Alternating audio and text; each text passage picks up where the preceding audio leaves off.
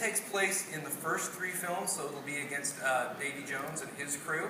And the thought behind this is, once again, it's different from both Monsters and Incredibles. You're really not the hero this time, but it is all about being a pirate and the freedom of the high seas. So we'll go into the video on this. We start off with the shot of Davy Jones. This is going up against him. We've got a bunch of different enemies that you'll recognize from his crew, but we've also tried to make some new ones.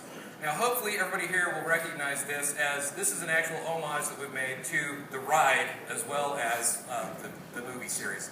So we really wanted this to feel like this is all things Disney, and we have an ability within Infinity to reach out and touch a lot of the things that are not just in the films, but are also in the theme parks, the cruise lines as well. So one of the coolest parts about this is you'll be interacting with, from the film, some of the characters that you recognize, like Pintail and Rigetti. They'll help you go through and get Gibbs out of prison so that he can help you. We've added a really cool combat system that now fits this game as well.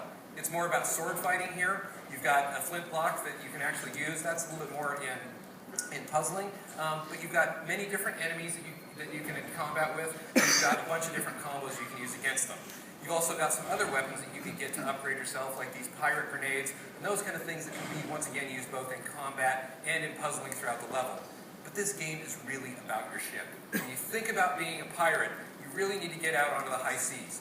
We put a lot of technology into these boats so that you can run around on them, you can platform up and down them, but when you get at the helm, you can steer those around. 50% of the game in this is going from island to island and exploring all of these different places that you can go in the Caribbean. But then, we really wanted this to be able to, from that building mode perspective, build your ship and make it your pirate ship. This is all about you feeling like your expression of yourself. We have many different ship types, but then we also have all of your crewmen. So you can go through and customize all of your crewmen into different ways so that it really fits your taste and your style. Now, all of this comes down, that stuff's all cool, but it gets down to business when we start talking about the cannons that you're going to be able to upgrade to. So we really wanted this to feel like a toy, so it still flips over, but we've got a huge battle system that we've got going back and forth in between different ships.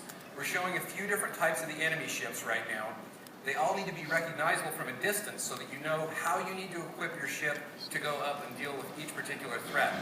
Because we're a multiplayer game, I can be driving my ship while you can be running around on it and you can be manning these cannons on the deck. I'll be controlling the broadsides, but you'll be controlling which specialty cannons we're going to bring to bear. So we've got a real strategic element that we've added in here of you could be on my boat or you could choose to be on your own boat, and we could have 2 of us going up against another pirate ship, and we can choose to go into battle that way. So this is a real, once again, an expression of playing your way is how do you want to do this, and that strategic element is brought into that.